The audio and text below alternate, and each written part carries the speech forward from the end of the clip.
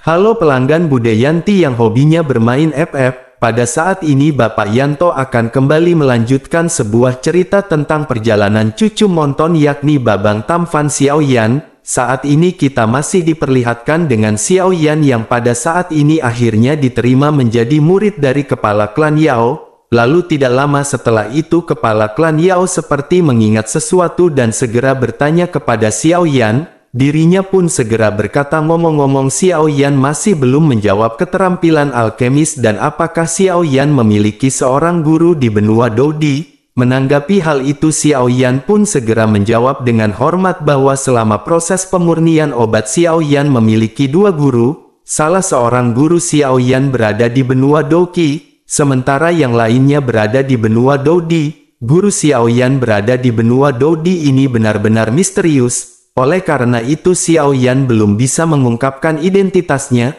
tetapi Xiaoyan dapat menjamin bahwa dirinya tidak akan pernah mempermalukan kepala klan Yao. Oleh karena itu tetua Yao pada saat ini harap yakin dengan perkataan dari Xiaoyan. Menghadapi perkataan tersebut pada saat ini sedikit tidak senang, dirinya bertanya, apakah masih ada orang yang misterius di benua Dodi? Namun setelah berpikir sejenak dirinya menyadari bahwa memang ada begitu banyak orang aneh di benua Dodi. Akhirnya ketua klan Yao pun sedikit mengangguk dan berkata bahwa itu sangat bagus. Selain itu di manakah keberadaan guru Xiaoyan yang lainnya? Xiaoyan pada saat ini sedikit tercengang dan mengingat Yao Lao dan matanya sedikit lembab. Xiaoyan pun mengepalkan tinjunya dan menjawab bahwa guru junior masih ada di daratan benua Doqi. Namun diperkirakan dirinya akan segera menerobos ke tingkat Dodi. Ketua klan Yao pun memandang Xiaoyan yang pada saat ini dipenuhi dengan ekspresi kesedihan. Dirinya pun berkata bahwa Xiaoyan memang seorang lelaki yang memiliki hati yang baik. Dengan begitu sangat wajar Xiaoyan pada saat ini merindukan gurunya. Xiaoyan pun menganggukkan kepalanya dan lanjut berkata bahwa hubungan antara guru dan dirinya sedalam lautan. Bahkan hubungan ini dapat dikatakan sebagai seorang ayah dan anak. Tidak berlebihan untuk mengatakan bahwa gurunya telah melahirkan kembali Xiaoyan. Oleh karena itu bagaimana mungkin Xiaoyan tidak merindukan gurunya?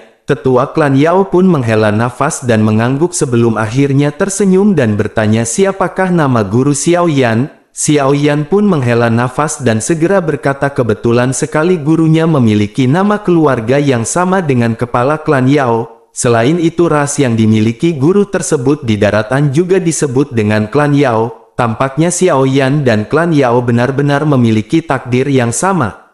Mendengar hal ini kepala klan Yao pun memiliki ekspresi terkejut di wajahnya. Bersamaan dengan itu sebuah buku kuning tua segera muncul di tangannya. Di sampul buku itu tertulis karakter besar yang bertuliskan silsilah dari klan Yao. Tetua klan Yao pun membalik bagian belakang buku ke atas dan membuka halaman terakhirnya.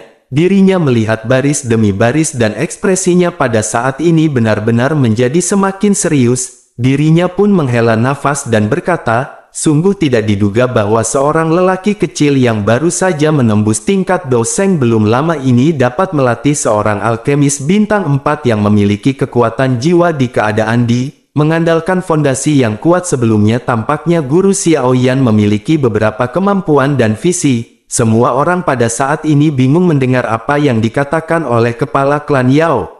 Lalu mata Xiaoyan segera mengikuti tatapan dari kepala klan Yao dan kulitnya tiba-tiba berubah. Xiaoyan melihat ada nama Yao Chen di silsilah keluarga klan Yao tetapi warna dari tulisan ini agak redup. Sementara itu Zenni dan yang lainnya pada saat ini benar-benar terkejut karena Xiaoyan ternyata memiliki hubungan dengan keluarga klan Yao. Sementara itu pada saat ini Xiaoyan dengan gugup segera menunjuk ke nama Yao Lao dengan tangan kanannya. Sementara itu di sisi lain kepala klan Yao segera menjelaskan bahwa klan Yao ini adalah klan kuno. Semua orang yang memiliki kekuatan yang kuat akan tercatat di silsilah klan Yao ini. Selama seseorang dipromosikan menjadi doseng maka dirinya dapat ditampilkan dalam buku silsilah.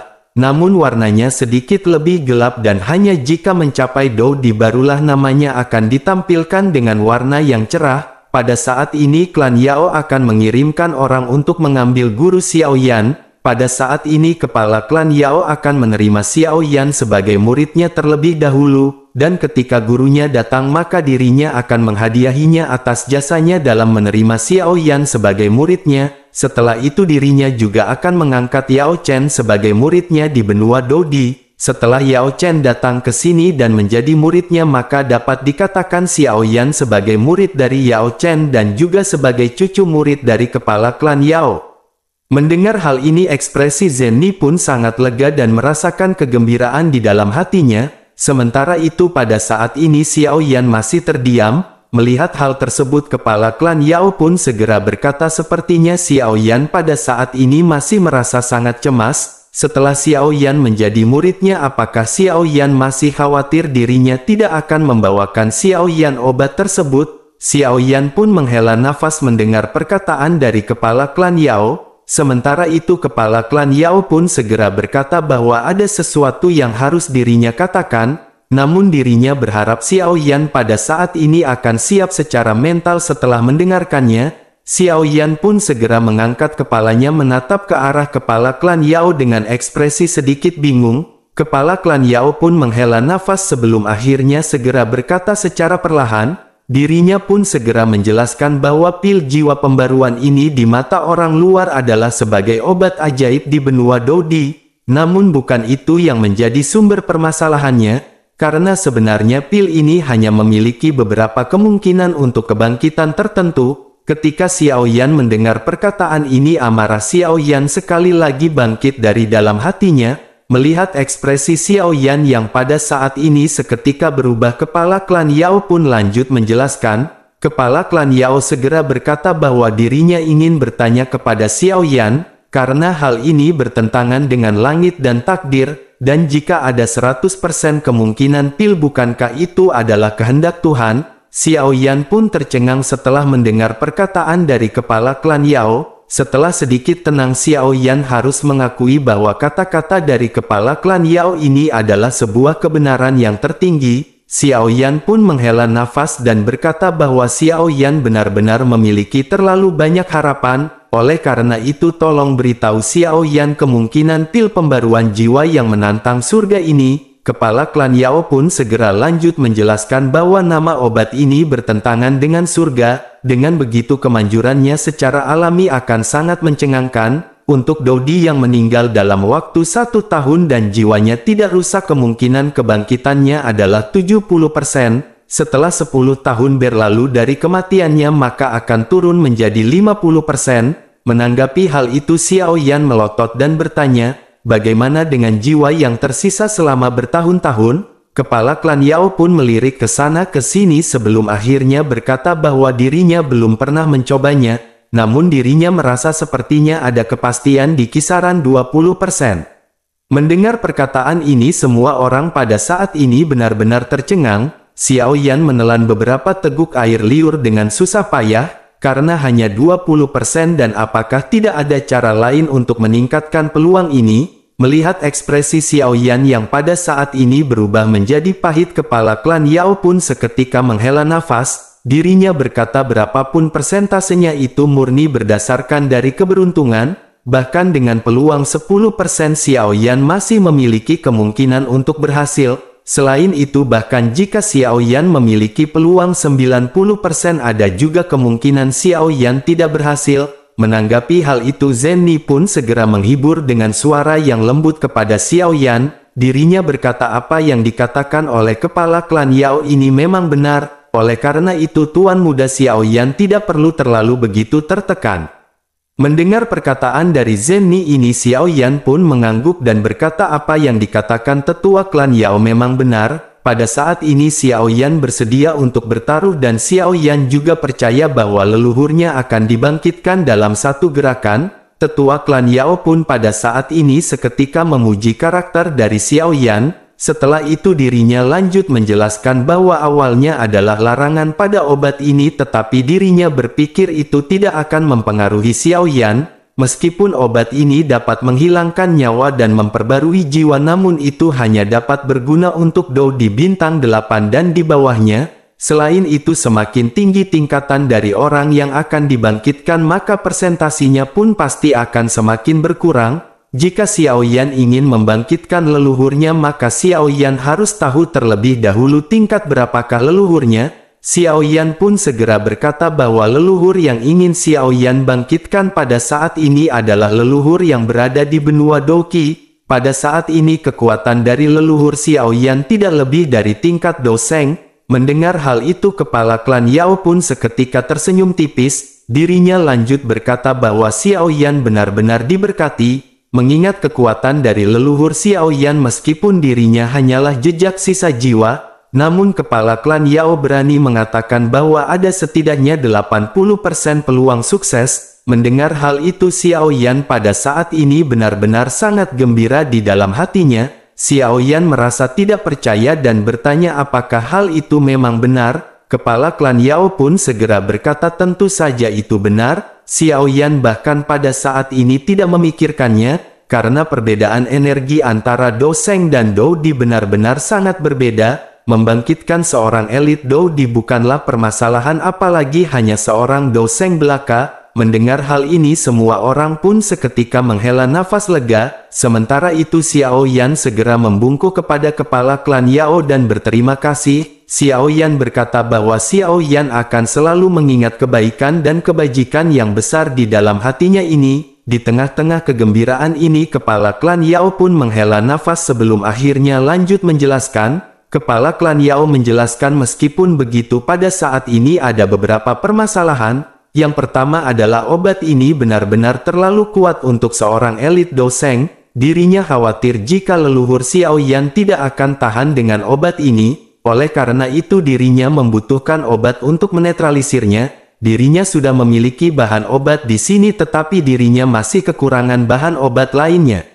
Mendengar hal itu Xiaoyan pada saat ini tertegun sejenak sebelum akhirnya perlahan-lahan segera pulih. Xiaoyan segera bertanya bahan obat apakah itu dan Xiaoyan akan segera mencarinya. Kepala klan Yao pun segera mengangguk dan menjelaskan ciri-ciri dari bahan obat tersebut. Dirinya berkata bahwa bahan obat ini benar-benar sangatlah langka, bahkan sejauh yang dirinya tahu bahan obat ini berada di alam ilusi di hutan besar, hanya saja jarak untuk menunggu alam ilusi ini terbuka terlalu lama. Namun dalam beberapa tahun terakhir karena beberapa perubahan di benua Douqi, maka tampaknya alam ilusi ini mungkin akan segera terbuka. Semua ini benar-benar mengandalkan keberuntungan Xiaoyan yang harus masuk ke dalamnya dan mengambil bahan obat tersebut. Sementara itu di sisi lain pada saat ini Xiaoyan pun segera menyadari sesuatu. Xiaoyan berpikir alam ilusi tertutup seperti ini biasanya mengandung beberapa bahaya. Xiaoyan pun segera bertanya apakah alam ilusi ini tidak berbahaya. Menanggapi hal itu kepala klan Yao pun segera berkata bahwa terus terang tempat itu adalah tempat yang kuat bagi orang kuat untuk berlatih. Namun meskipun begitu kekuatan yang bisa masuk hanya sebatas di tahap bintang 5 Douqi. Ketika alam ilusi ini terbuka maka akan ada tidak terhitung jumlahnya talenta muda di benua Douqi yang mengalir masuk ke dalamnya. Selain menghadapi monster mereka juga harus menghadapi pembunuhan tanpa henti dan saling menusuk. Lalu kerusuhan benar-benar akan terjadi di dalam hingga akhirnya yang bisa bertahan akan mendapatkan hadiah yang kaya. Mereka yang bisa bertahan akan tumbuh menjadi pusat kekuatan puncak dari tingkat yang sama. Mendengar penjelasan dari kepala klan Yao ini keringat dingin pun seketika mengucur di tubuh Xiaoyan.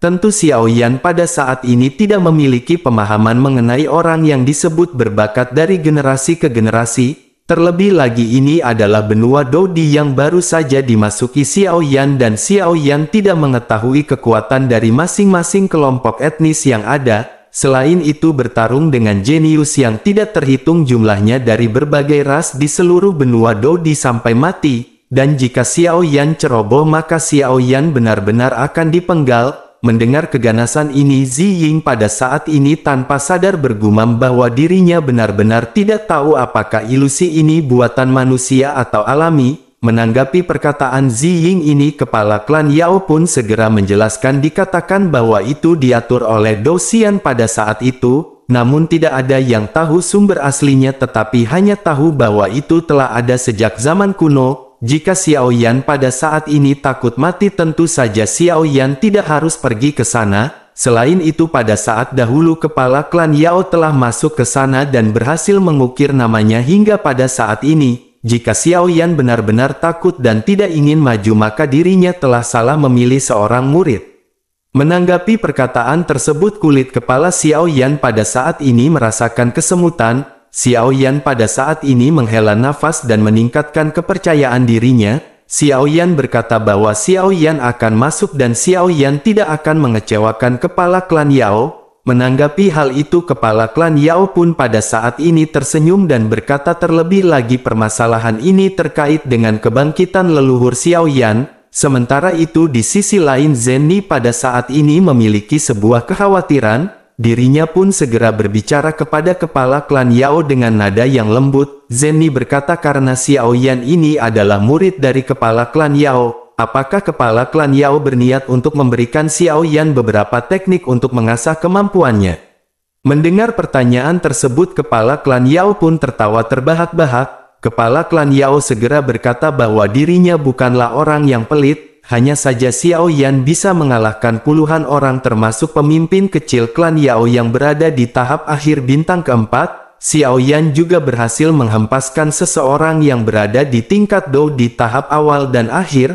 Xiao Yan juga sebelumnya bisa bertahan melalui beberapa putaran di bawah tekanan dari kepala klan Yao. Selain itu dengan kekuatan spiritual di puncak keadaan di keterampilan bertarung Xiao Yan jelas tidaklah sederhana. Mendengar kata-kata dari kepala klan Yao ini Zenny dan Xiao Yan pun pada saat ini agak kecewa. Namun di tengah-tengah kekecewaan ini kepala klan Yao pun segera lanjut mulai berbicara. Dirinya berkata bagaimana dengan sarannya yang satu ini. Klan Yao memiliki kuil suci yang disebut dengan Istana Hati. Orang-orang yang bukan dari klan Yao tidak diizinkan untuk masuk ke sana. Karena itu adalah tempat nenek moyang klan Yao berlatih dan meninggalkan banyak jiwa. Mereka yang memiliki permasalahan akan mendapatkan wawasan dan sisa kekuatan jiwa. Tempat ini benar-benar sebuah tempat yang cukup baik untuk Xiao Yan. Selain itu meskipun kekuatan spiritual Xiao Yan pada saat ini berada di tingkat keadaan di tahap puncak, namun Xiao Yan belum mengalami kejenuhan.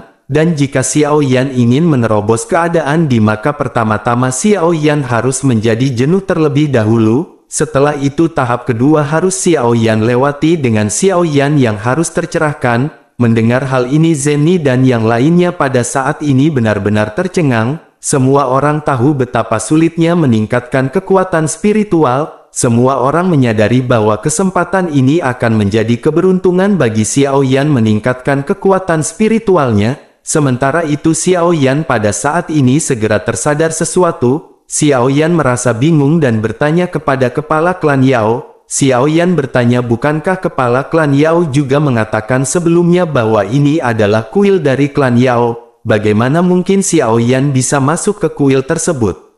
Menanggapi hal itu kepala klan Yao pun segera berkata bahwa pada saat ini ada juga seorang jenius dari klan Yao yang bernama Yao Lingze. Dirinya merupakan putra dari tertua ketiga dari klan Yao. Bakat orang ini tidak buruk tetapi dirinya merupakan pribadi yang terlalu sombong. Jika kepala klan Yao meminta salah satu pil jiwa pembaruan yang menentang surga untuk diberikan kepada Xiao Yan, maka pasti ketika tertua itu benar-benar akan menolak.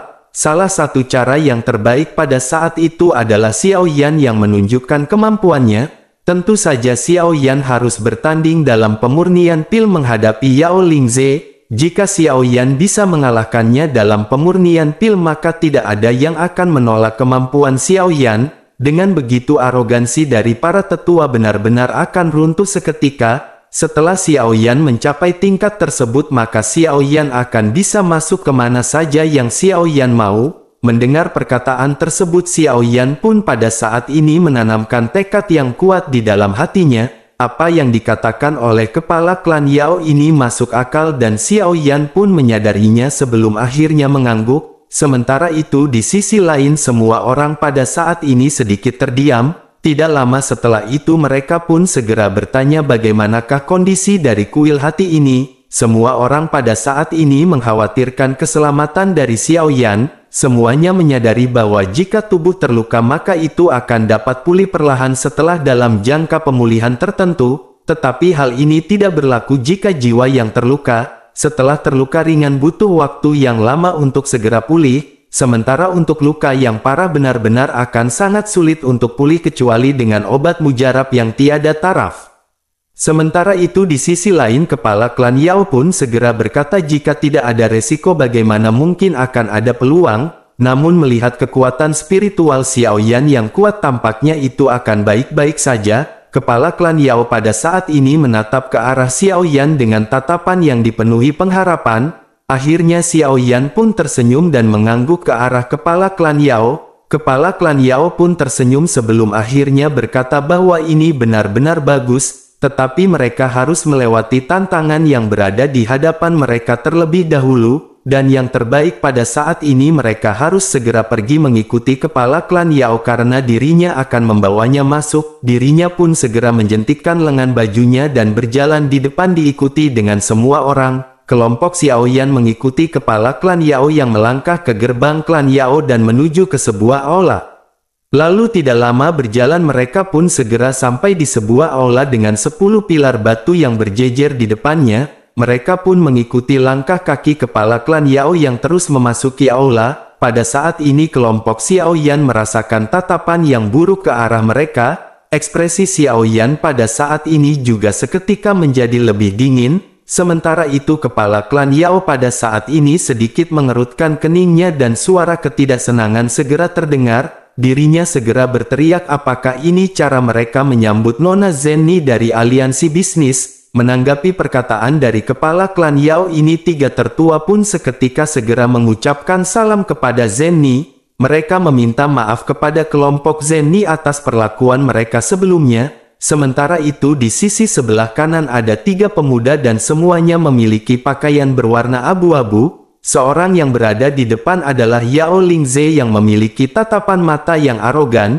Ini adalah Yao Lingze, seorang jenius yang berasal dari klan Yao. Yao Lingze pun melirik ke arah Xiao Yan dengan ekspresi seolah-olah mengabaikannya. Setelah itu tatapannya jatuh ke arah Zenni yang cantik dan dirinya pun seketika berbinar. Dirinya pun segera melangkah maju dan memperkenalkan diri bahwa dirinya bernama Yao Lingze. Setelah itu dirinya memperkenalkan kedua rekannya yang bernama Yao Meng dan Yao Hui. Dirinya pun lanjut menggombal bahwa dirinya telah mendengar bahwa Nona Zenni benar-benar seindah bunga. Nona Zenni seperti peri yang berada di dalam lukisan. Ketika dirinya melihat Nona Zenni hari ini ternyata bahkan Nona Zenni lebih indah daripada semua itu. Menanggapi hal itu tubuh Xiao Yan pada saat ini sedikit kaku dan perasaan diabaikan membuat Xiao Yan merasa sedikit tidak nyaman. Xiao Yan pun bertanya-tanya apakah ini jenius dari klan Yao yang dikatakan oleh kepala klan Yao. Dirinya benar-benar memiliki kebanggaan di dalam hatinya. Setelah menatap ke arah Yao Lingze, Xiao Yan pun segera menoleh ke arah Zenni. Xiao Yan pada saat ini tidak bisa menyembunyikan keserakahan dan kecemburuannya.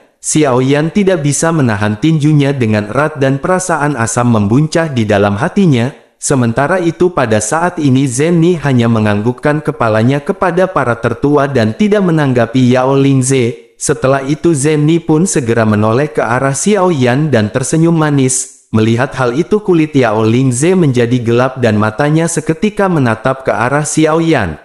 Sementara itu di sisi lain kepala klan Yao melirik ke arah Yao Lingze yang hendak pindah. Dirinya pun segera berkata bahwa hari ini selain kunjungan dari Zenni, klan Yao juga memiliki acara bahagia lainnya. Setelah mengucapkan perkataan tersebut kepala klan Yao pun segera meraih lengan Xiao Yan. Dirinya segera mendorong Xiao Yan ke depan dan mengumumkan Xiao Yan dengan lantang. Dirinya berkata bahwa ini adalah Xiao Yan dan dapat dianggap sebagai cucu yang telah dirinya adopsi hari ini. Ini adalah acara ucapan selamat atas hal yang paling baik yang dirinya alami selama 10.000 tahun terakhir. Selain itu hal ini juga merupakan keberuntungan masa depan bagi klan Yao. Pada saat ini kepala klan Yao telah mendapatkan murid yang benar-benar sangat jenius. Kepala klan Yao pun tertawa terbahak-bahak diikuti dengan kegembiraan yang berada di luar aula. Semua orang pada saat ini segera menebak identitas dari Xiao Yan dengan terkejut. Semua orang pada saat ini benar-benar tercengang atas apa yang baru saja diumumkan oleh kepala klan Yao. apalagi selama bertahun-tahun kepala klan Yao ini tidak pernah menerima murid, bahkan Yao Lingze yang paling menonjol yang diakui oleh klan Yao selama ribuan tahun telah gagal untuk mengesankan sang ketua. Oleh karena itu benar-benar sangat beruntung menjadi murid langsung dari kepala klan Yao. Semua orang pun memandang ke arah Xiao Yan dengan kecemburuan dan kecurigaan yang mendalam di mata mereka.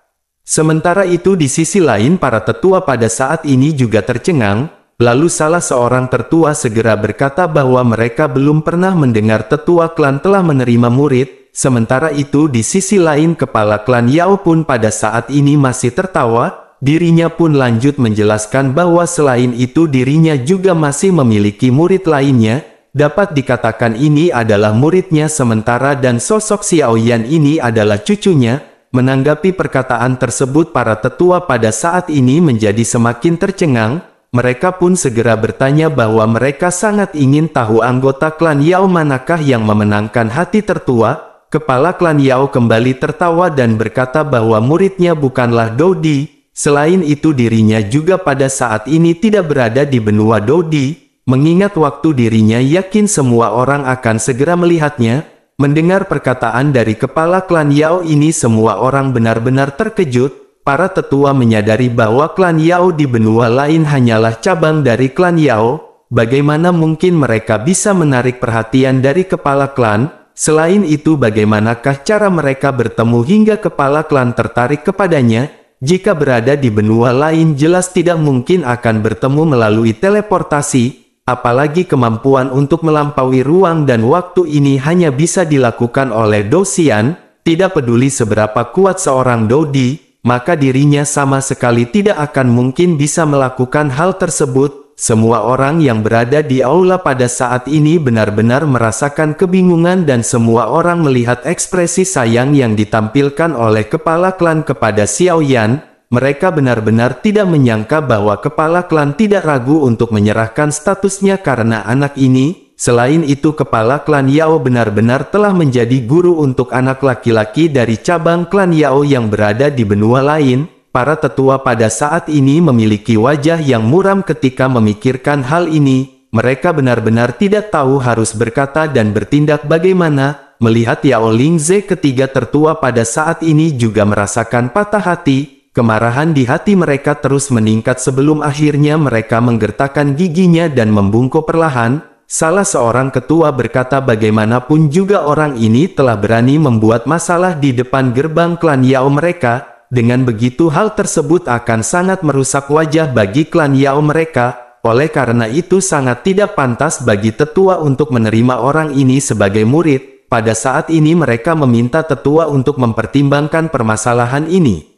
Menanggapi hal itu kepala klan Yao segera berkata bahwa permasalahan ini hanyalah kesalahpahaman. Hal ini disebabkan oleh komandan yang mereka tunjuk yang membuat permasalahan terlebih dahulu. Mengingat jasa para tetua kepada klan Yao maka dirinya tidak akan mempersalahkan permasalahan ini karena longgarnya perintah dari mereka. Oleh karena itu jangan menyebutkan permasalahan ini lagi di masa depan. Sementara itu tetua ketiga pada saat ini benar-benar marah dan merasa malu. Dirinya segera berkata bahwa bocah ini baru saja berada di tahap Do di bintang 4 tahap akhir. Dirinya adalah generasi yang berkekuatan rendah tetapi sangat sombong.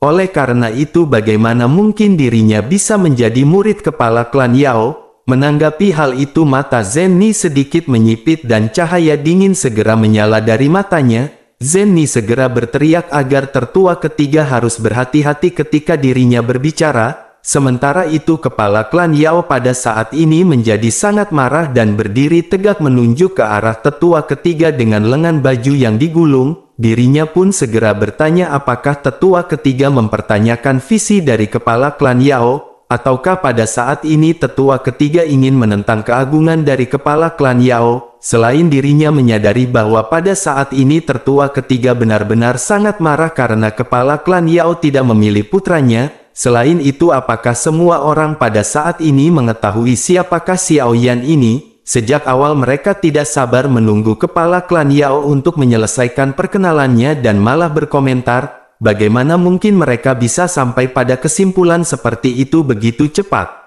Kemarahan dari kepala klan Yao ini benar-benar membangunkan semua orang di dalam mimpi. Pada saat ini tertua ketiga, Yao Lingze dan yang lainnya benar-benar menjadi pucat, bahkan aula pun seketika berubah menjadi keheningan di bawah kemarahan dari kepala klan Yao karena tidak dimasakkan sayur jengkol.